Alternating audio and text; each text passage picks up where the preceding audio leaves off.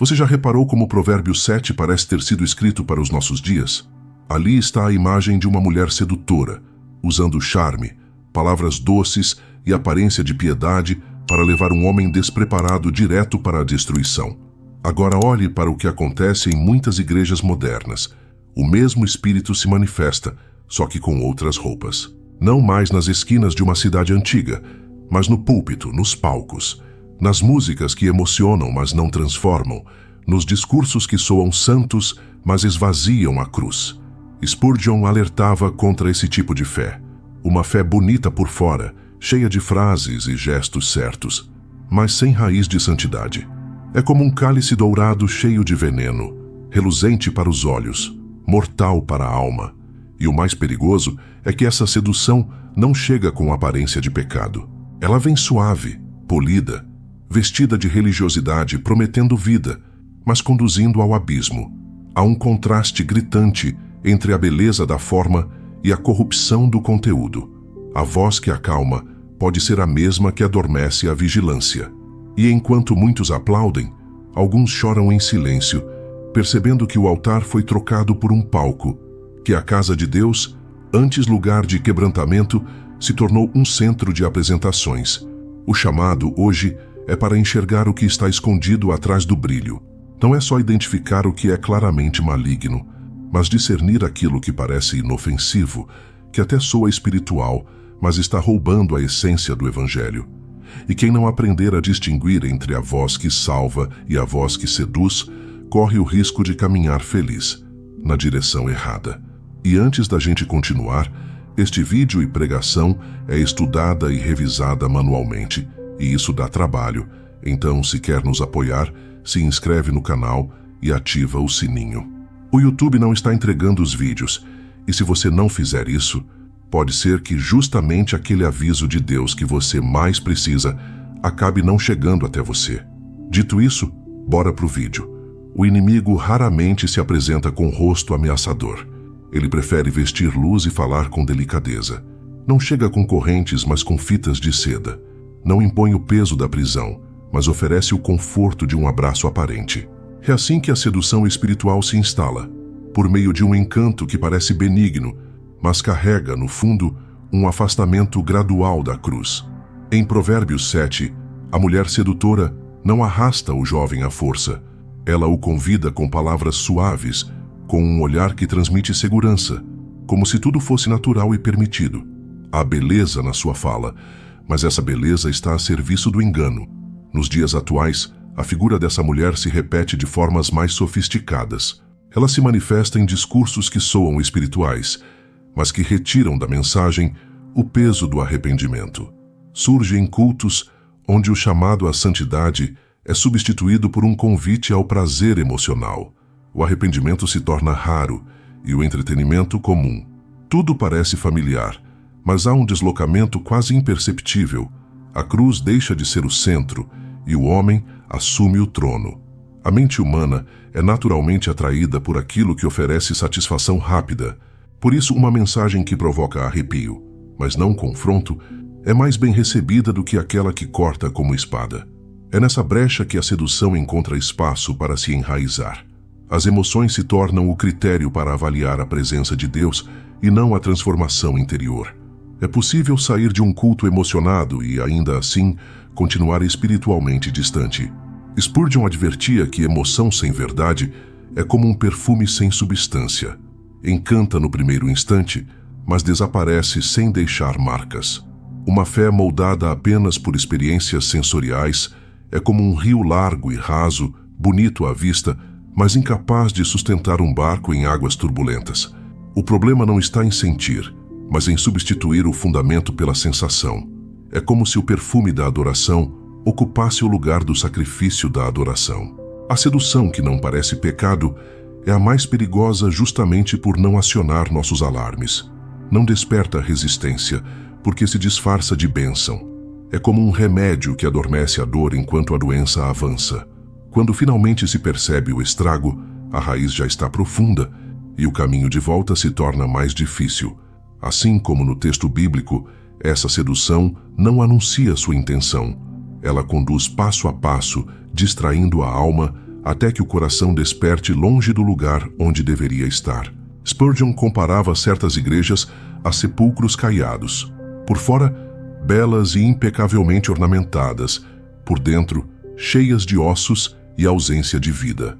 Essa é a imagem que descreve o que acontece quando a liturgia perde sua essência e se torna apenas um disfarce. O culto que deveria ser encontro com Deus transforma-se em espetáculo cuidadosamente preparado para agradar aos sentidos, mas incapaz de tocar a alma. As orações continuam sendo feitas, as músicas continuam sendo cantadas, as palavras ainda soam piedosas, mas algo essencial já se foi. Quando a adoração é reduzida a um conjunto de experiências estéticas, o coração corre o risco de se apegar mais ao ambiente do que ao Senhor. O som perfeito, a iluminação precisa, a harmonia impecável, tudo isso pode encantar, mas também pode distrair. Não é o perfume do incenso diante de Deus, mas o aroma artificial produzido para agradar os presentes. A liturgia, nesse estado, deixa de ser um altar e passa a ser vitrine. O templo já não é lugar de entrega, mas de apresentação. Há um mecanismo psicológico que sustenta esse auto-engano, a sensação de que, por estar em um ambiente bonito, agradável e espiritual, a alma também está em comunhão verdadeira com Deus. Mas essa é uma ilusão perigosa. A ausência de confronto e de arrependimento cria uma falsa paz, como se tudo estivesse em ordem.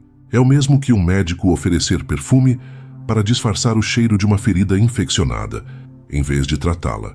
Quando a palavra deixa de ser espada para se tornar ornamento, perde-se sua capacidade de penetrar no íntimo e separar verdade de mentira. Passa-se a ouvir mensagens cuidadosamente moldadas para não ferir, mas também incapazes de curar. E assim, o culto se torna um refúgio confortável para permanecer como se está, em vez de ser um lugar de transformação. Spurgeon alertava que quando a igreja se torna um teatro, o Espírito Santo se retira silenciosamente, deixando a carne no controle. O perigo de adorar o ambiente, a música e a liturgia está em perder de vista o próprio Deus. O altar pode estar cheio de flores, mas vazio de fogo. O cântico pode ser melodioso, mas sem quebrantamento. E no silêncio do céu, a voz do Senhor pode estar dizendo o mesmo que disse à igreja de Sardes: Tens nome de que vives e estás morto. Em Provérbios 7, a mulher sedutora não chega com ameaças, gritos ou imposições. Ela se aproxima com suavidade, com palavras calculadas, com um discurso que transmite segurança. Oferece ao jovem um leito perfumado, noites de prazer, uma promessa de paz onde não há perigo algum. É um convite que parece inocente, quase irresistível. Mas o texto bíblico rasga a ilusão e revela o final desse caminho: morte. O contraste é cortante. Na entrada, um sorriso; na saída, destruição. Na promessa, vida; na realidade, condenação. Essa é a natureza da sedução espiritual. Não se trata de algo grosseiro ou facilmente identificável, mas de uma mentira trabalhada nos detalhes, feita para parecer tão boa que ninguém suspeite que está sendo envenenado. No cenário da igreja moderna, essa mesma promessa ganhou novas roupas. Não se fala mais de perfumes e lençóis, mas de bênçãos instantâneas, prosperidade garantida e uma vida sem dores. É uma mensagem que foge do desconforto da cruz, que evita a palavra renúncia, que ignora o chamado à obediência incondicional. O Deus que é anunciado é moldado para se encaixar nas vontades humanas, confirmando desejos e nunca confrontando pecados. É uma teologia que soa doce ao ouvido, mas que por dentro alimenta ilusões frágeis como vidro fino. É como atravessar uma ponte de aparência nova e robusta, sem perceber que a madeira está podre e não suportará o peso quando vier a pressão real da vida. O coração humano, desde sempre, se inclina a buscar segurança rápida. Por isso, uma promessa imediata e sem exigências é tão sedutora. Ela dispensa o esforço, elimina o confronto e mantém intacto o conforto. Mas uma fé construída sobre essa base frágil não sobrevive à tempestade. Quando as águas sobem e os ventos batem, a estrutura cede. E quando isso acontece, o vazio que fica é ainda mais profundo. Muitos enganados concluem que Deus falhou, quando na verdade foi a mensagem falsa que não tinha raiz nem fundamento. Spurgeon não poupava palavras. Qualquer promessa que não aponte para a cruz é uma mentira vestida de verdade. A cruz não é um detalhe do passado, mas a condição diária de todo aquele que se diz seguidor de Cristo. Removê-la da pregação é amputar o evangelho de sua força. Uma promessa sem cruz é como pão sem fermento espiritual. Pode até preencher por um momento, mas não alimenta para a caminhada. O perigo dessas promessas está justamente na sua aparência piedosa. Elas usam o vocabulário da fé, citam versículos, invocam o nome de Deus, mas trocam a obediência pelo desejo pessoal, a santidade pelo conforto, a verdade pelo aplauso. É uma troca silenciosa, quase imperceptível. Assim como o jovem imprudente de Provérbios 7, muitos seguem sorrindo, encantados com a suavidade da voz, sem perceber que cada passo os leva mais perto de um abismo do qual talvez não consigam voltar. O chamado de Jesus é radicalmente diferente da voz que seduz. Enquanto a sedução espiritual promete atalhos e facilidades, a voz de Cristo chama para um caminho estreito, exigente e cheio de renúncia. No entanto, nem sempre essa diferença é facilmente percebida. As vozes enganosas sabem usar o nome de Deus, sabem citar as Escrituras e conhecem o tom certo para despertar emoções. Por isso, discernir tornou-se uma necessidade vital. Seguir a Cristo não é o mesmo que seguir quem fala sobre Cristo. Há mensagens que mencionam seu nome, mas não carregam seu espírito. Elas podem emocionar, motivar e até trazer lágrimas, mas deixam de lado a obediência, a santidade e a cruz. A grande diferença está no fruto que produzem. Uma palavra que vem de Deus, mesmo que seja dura, conduz à vida. Uma palavra que vem da sedução espiritual, mesmo que seja doce, conduz à morte. O teste não é imediato. Não se avalia a autenticidade de uma mensagem apenas no momento em que ela é ouvida, mas pelo que ela provoca no coração depois que a música termina e o culto se encerra. O evangelho verdadeiro deixa marcas profundas, muda hábitos, confronta pecados. A sedução, por outro lado, deixa apenas memórias agradáveis e sentimentos passageiros. Discernir exige silêncio diante de Deus. O ruído constante da vida e o excesso de vozes religiosas dificultam a percepção da voz verdadeira. Spurgeon dizia que é no deserto, e não no aplauso, que a voz do Senhor se distingue. O deserto não oferece distrações, por isso, nele é possível ouvir o que no meio do barulho seria abafado. O beco escuro de Provérbios 7 não simboliza apenas lugares de pecado aberto, mas qualquer caminho onde a luz é imitação. É um espaço onde a aparência substitui a verdade, onde palavras doces escondem intenções distorcidas. Discernir a voz que chama desse lugar é uma questão de vida espiritual ou morte. E isso só é possível quando a alma se habitua a comparar cada som com a palavra, não com o próprio gosto pessoal. Para Spurgeon, um homem santo é como uma rocha firme. Não se deixa seduzir pelo aplauso, nem se abalar pela rejeição. Ele permanece no mesmo lugar, independentemente do vento que sopra. A fidelidade verdadeira não está à venda, não muda de posição para conquistar simpatias, não negocia convicções para manter aceitação. É uma virtude rara, especialmente em tempos em que a popularidade parece ter mais valor do que a verdade. A pressão para se adaptar ao gosto do público é constante. Quem permanece fiel à mensagem da cruz corre o risco de perder seguidores, de ser esquecido ou criticado.